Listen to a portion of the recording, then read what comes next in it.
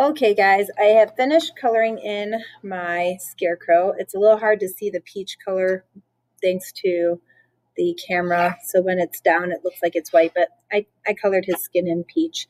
You can color this however you want.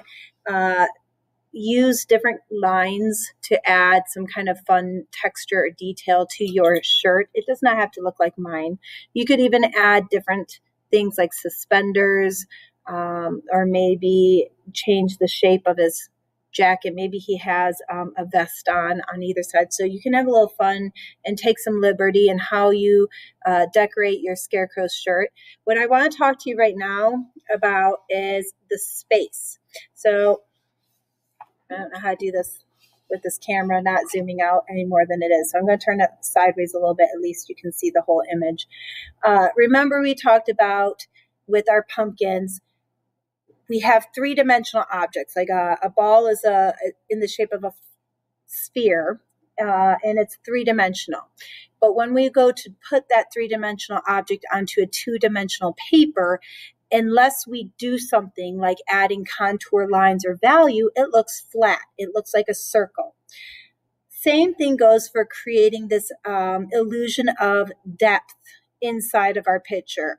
So when we're creating some kind of outdoor space, if all I did was put a line at the bottom with little bits of grass, yes, that's okay. And that's all you have, that's okay with me. But if you want to develop more depth in your pictures, you need to start thinking about foreground, middle ground, and background.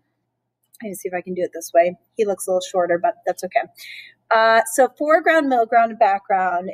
Some of you have already talked with me about this in class, but what that is objects in the foreground are going to be the ones closest to you. So you see the Scarecrow is really huge. He's taller than the trees. And we know logically a Scarecrow is not going to be taller than the trees, but because he's closer to the viewer, he's going to be bigger. Then your middle ground space is going to be the space between the foreground and the background. So that's going to be, what kind of detail could you put in here? I kind of gave the stubble of the remains of a cornfield. You can do whatever you want in the space. And then in the very, very background, right on the horizon line, remember that horizon line is the space that divides your sky from your earth. Right on the horizon line, I went ahead and created a tree line because we have trees here in Michigan. But if you wanted to have a little fun, you could create mountains, or you could put whatever you want back here. Maybe you wanted to build a barn or a house, that would be okay. But remember, those objects are going to be smaller because they're further away from the viewer.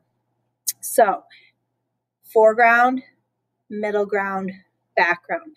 Find something to put in each of those spaces so that your picture has more dimension.